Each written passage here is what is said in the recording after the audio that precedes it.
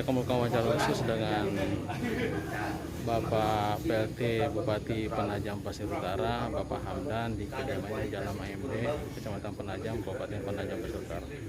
Ada beberapa hal yang akan ditanyakan, mulai dari aktivitas setelah menjabat sebagai Wakil Bupati dan rencana-rencana yang akan dilakukan pada saat menjadi PLT Bupati. Dapat PLT, apa tugas pertama yang dilakukan? Yang pasti bahwa kita harus pelajari batasan kewenangan yang boleh dan tidak boleh di SK itu kan. Kewenangan yang dibolehkan ya itu yang kita optimalkan. Ya mudah-mudahan nanti SK itu juga memberikan kewenangan saya dalam mengatur atau menata ulang ASN.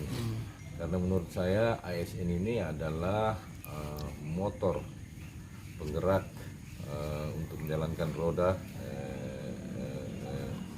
pemerintahan ya.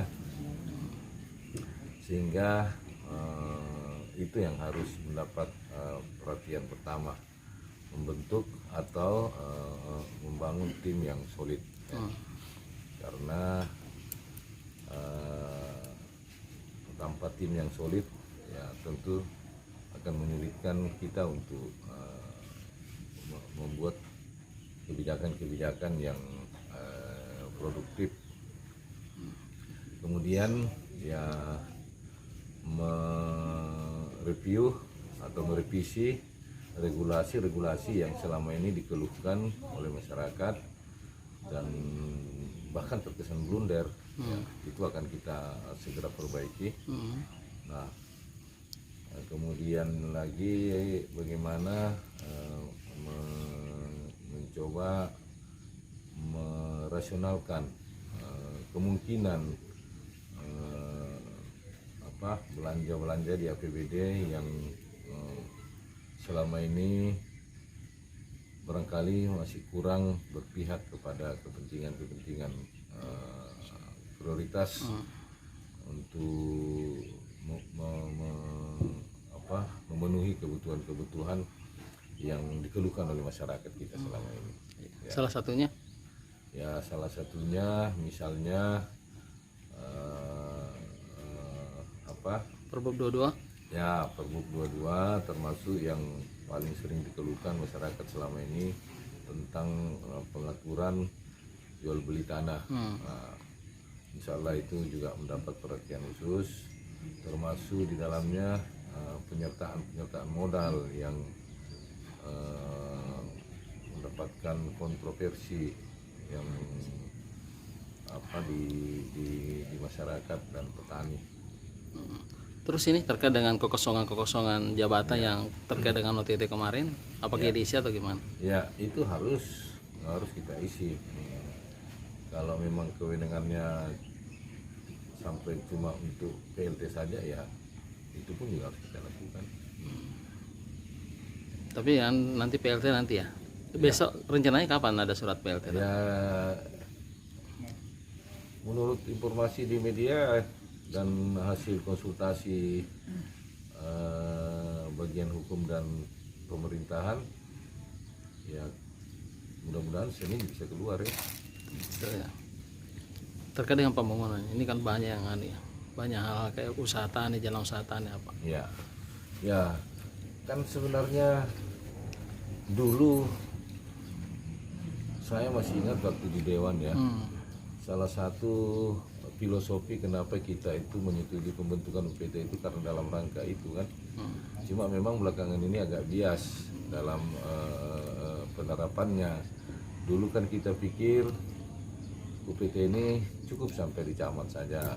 Nanti camat berkoordinasi kerjasama dengan UPTPU untuk segera menjawab apa yang menjadi keluhan-keluhan masyarakat dengan memberikan support anggaran yang memadai ya, termasuk di dalamnya menyiapkan peralatan material dan biaya-biaya operasional yang cukup untuk mereka melayani permintaan masyarakat yang begitu banyak seperti sekarang ini.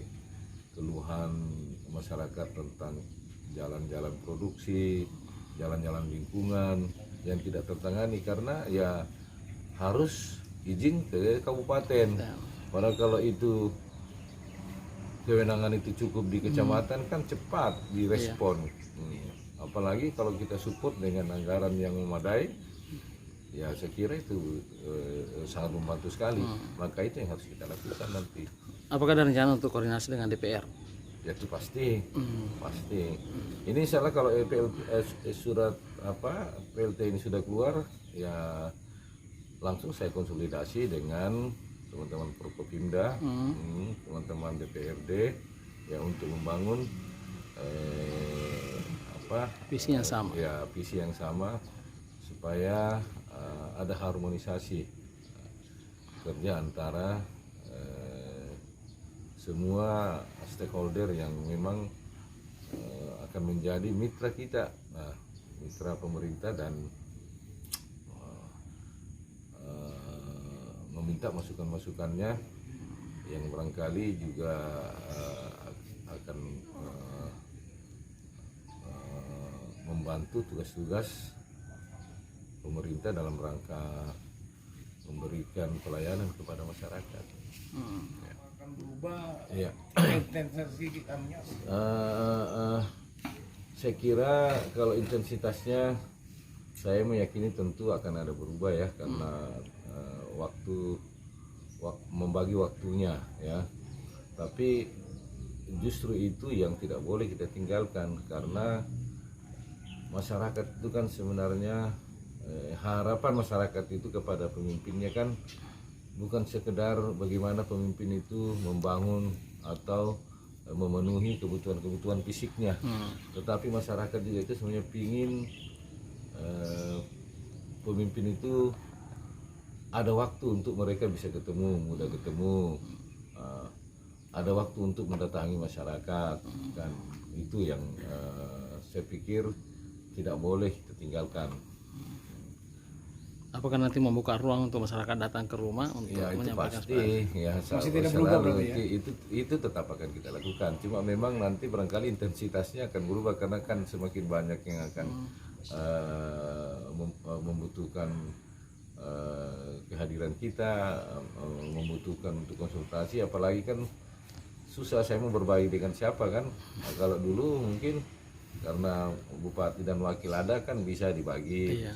Bisa sebagian dihandle Pak Bupati, sebagian ke wakil. Nah sekarang ya mau tidak mau ya semua harus saya layani kan.